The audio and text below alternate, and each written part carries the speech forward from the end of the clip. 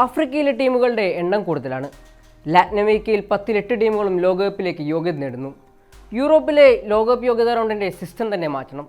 ഇതൊന്നും ഞാൻ പറഞ്ഞതല്ല, ഇറ്റാലിയൻ കോച്ച് ജെനാരോ ഗട്ടൂസോ പറഞ്ഞതാണ്. പക്ഷേ യോഗ്യതാ റൗണ്ടിൽ അടപടലം തകർന്നു പോയിട്ടും പ്ലേ ഓഫ് റൗണ്ടിലേക്ക് യോഗ്യത നേടുന്ന ഒരു ടീമുണ്ട്, അതും യൂറോപ്പിൽ തന്നെ. അലക്സാണ്ടർ ഇസാക്കും വിക്ടർ യോക്കർസും അടങ്ങിയ കിടിലം അറ്റാക്ക് ഉണ്ടായിട്ടും ലോകകപ്പ് യോഗ്യതാ ഗ്രൂപ്പിൽ അവസാന സ്ഥാനത്ത് നിന്നുപോയ സ്വീഡൻ 5 മത്സരങ്ങളിൽ 4ലും തോറ്റു. കുഞ്ഞന്മാരായ കൊസോവോയുടെ സ്വന്തം നാട്ടിൽ തകർന്നു.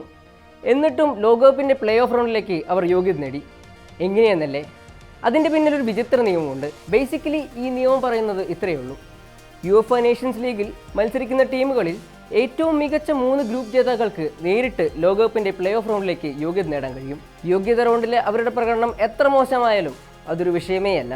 നേഷൻസ് ലീഗിൽ തോൽവി അറിയാതെ 16 പോയിന്റുമായി ഗ്രൂപ്പ് ജേതാക്കളായ സ്വീഡൻ മികച്ച ടീമുകളിൽ ഒന്നായിരുന്നു. അതുകൊണ്ട് തന്നെ ലോകകപ്പിൻ്റെ യോഗ്യതാ റൗണ്ടിലേക്ക് അവർ നേരിട്ട് യോഗ്യത നേടി. കുറച്ചധികം കൺഫ്യൂസിംഗ് ആണ്. ഈ നേഷൻസ് ലീഗ് വന്നതോടുകൂടി യൂറോപ്പിലെ യോഗ്യതാ റൗണ്ടുകൾ കുറച്ചധികം കൺഫ്യൂസിംഗ് ആണ്. എന്തായാലും സിസ്റ്റം മാറ്റണമെന്ന് മുറവിളി കൂട്ടുന്ന ഗട്ടൂസോ ഇത് കേൾക്കണ്ട. 18 പോയിന്റുമായി ഗ്രൂപ്പിൽ 2ാം സ്ഥാനത്തുള്ള ഇറ്റലിക്കും ഒരു കളി പോലും ജയിക്കാത്ത സ്വീഡനും ലോകകപ്പ് കളിക്കാനുള്ള സാധ്യത ഒരുപോലെയാണ്. ഇനി നിങ്ങൾ പറയൂ, ഇത് ഫെയർ ആണോ?